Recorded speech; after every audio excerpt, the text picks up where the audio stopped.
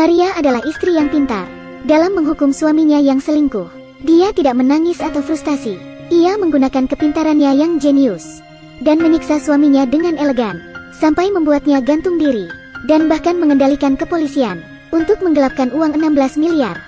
Dia menggunakan uang 200 juta sebagai umpan, dan membuat semua orang memihaknya untuk mendapatkan 16 miliar. Sampai akhir, polisi tidak tahu siasat liciknya. Inilah drama dengan rating tinggi 9.1, berjudul Boku no Yabai Suma. Cerita ini tentang prahara rumah tangga Kohei. Kohei memiliki istri yang kaya dan cantik. Ia juga sangat perhatian dan selalu merawat Kohei setiap hari. Bertahun-tahun lamanya, Kohei mengandalkan warisan dari ayah mertuanya, tinggal di villa besar, membuka kedai kopi. Jadi artinya dia memiliki istri yang baik dan kaya. Kohei harusnya merasa senang, namun kenyataannya tidak. Setelah beberapa tahun, Kohei makin bosan dengan istrinya Maria. Ia bahkan membencinya. Bahkan melihatnya saja bikin ia jijik. Jadi dia memilih untuk selingkuh. Mereka berencana untuk membunuh Maria. Anna, selingkuhannya, memberinya racun dan menyuruhnya mencampur dengan anggur. Polisi tidak akan bisa melacaknya. Kohei segera bertindak. Dia menuangkan racun ke dalam anggur dan membawanya pulang. Saat ia sampai, ia melihat ada darah di lantai. Maria juga menghilang. Kohei tidak bisa menemukannya. Ia lalu kembali ke ruang tamu dan menemukan surat di atas meja dengan inisial N31. Surat itu mengatakan, istrimu telah diculik. Siapkan 200 juta yen. Jika Anda berani memanggil polisi, kami akan membunuh istrimu. Tentu saja Kohei memilih memanggil polisi. Polisi lalu datang. Seperti biasa menanyakan tentang situasi. Kemudian seluruh rumah digeledah. Ketika anggur merah Kohei ditemukan, ia sedikit khawatir, lalu berpura-pura sedih dan memberitahu polisi, tadinya akan diminum bersama istrinya. Melihat dia bersedih, inspektur lalu mengembalikan anggurnya. Setelah polisi pergi, Kohei berhenti pura-pura. Warna aslinya muncul. Dia sangat gembira. Ia mengambil bir untuk merayakan kesuksesannya tanpa membuat ia terlibat. Kohei yang kegirangan tidur saat subuh.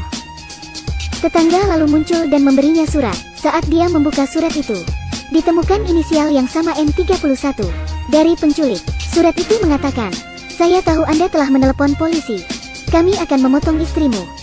Di dalamnya ada kuku Maria. Polisi menduga bahwa Maria sudah mati. Kasus ini berubah menjadi pembunuhan.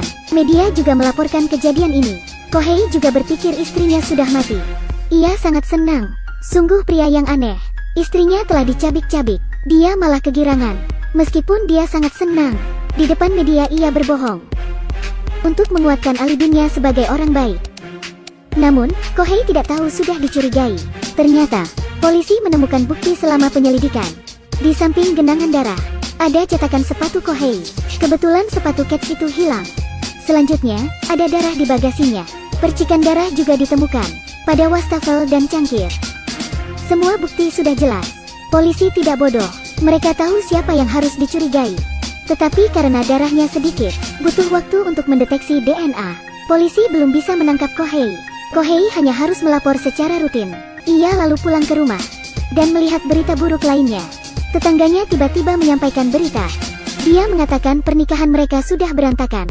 Kohei itu selingkuh, dan Maria sudah lama tahu. Mendengar ini, Kohei marah. Kohei lalu merasa dikejar waktu. Motif sebenarnya sudah diketahui. Ia sangat panik. Anna lalu menyuruhnya untuk membuang anggur beracun itu.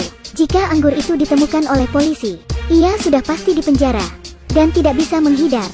Setelah itu, Kohei pergi ke detektif swasta. Detektif itu adalah saudara ipar Maria.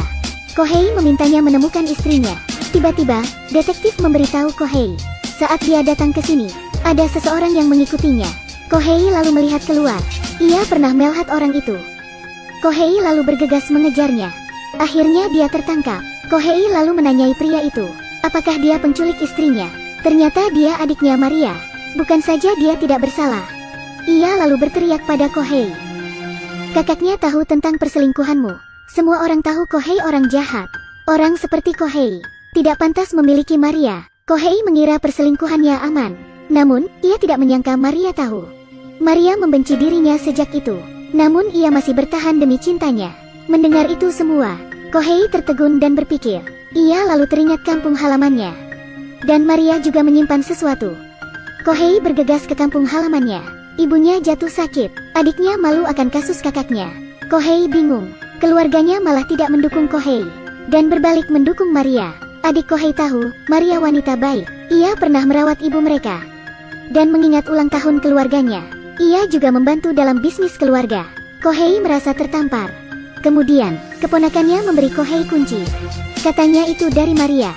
Kohei lalu membuka laci, dan menemukan resep di dalamnya. Berisikan masakan favorit istrinya. Bahkan komentarnya ditulis secara detail.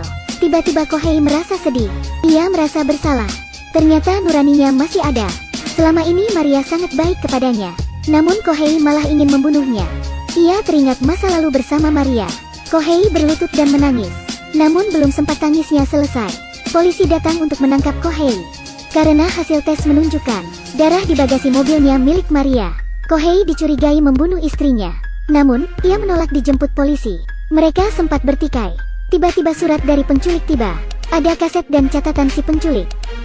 Tertulis di catatan untuk menyiapkan uang 200 juta yang tidak diregistrasi. Kohei akan melakukan transaksi sendirian.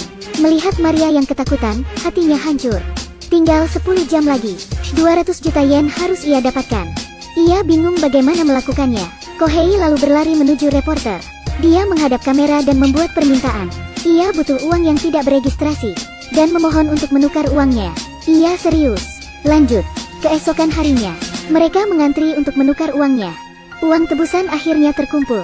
Kohei membawa uang itu, tapi penculiknya sangat cerdas. Ia terus mengubah titik kumpul.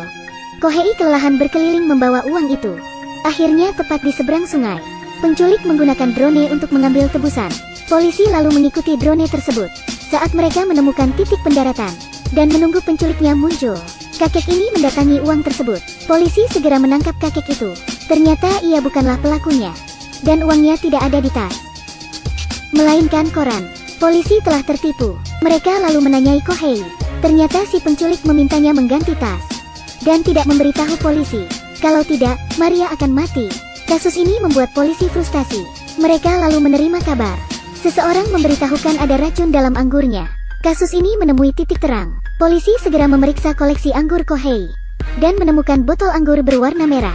Polisi memberitahu Kohei, jika ditemukan racun dalam anggur tersebut, maka Kohei adalah pembunuhnya. Kohei diam saja. Ia masih menunggu Maria dibebaskan, karena uang tebusan sudah diberikan. Dia memohon kepada polisi memberinya waktu. Biarkan dia menunggu istrinya pulang. Namun, sampai jam 2 pagi, istrinya belum kembali. Kohei berpikir istrinya terbunuh. Karena frustasi, ia lalu gantung diri. Untungnya, polisi tiba tepat waktu, dan menyelamatkan Kohei. Polisi berkata bahwa Maria sudah selamat. Kohei bahagia mendengarnya. Dia awalnya ingin membunuh istrinya. Namun ia bahagia istrinya masih hidup. Tentu saja dia tidak tahu semua hal ini sebenarnya rencana istrinya. Dari sini, Anda mungkin berpikir ceritanya berakhir. Tidak, ini baru awalnya saja. Drama wanita yang menyiksa suaminya dimulai.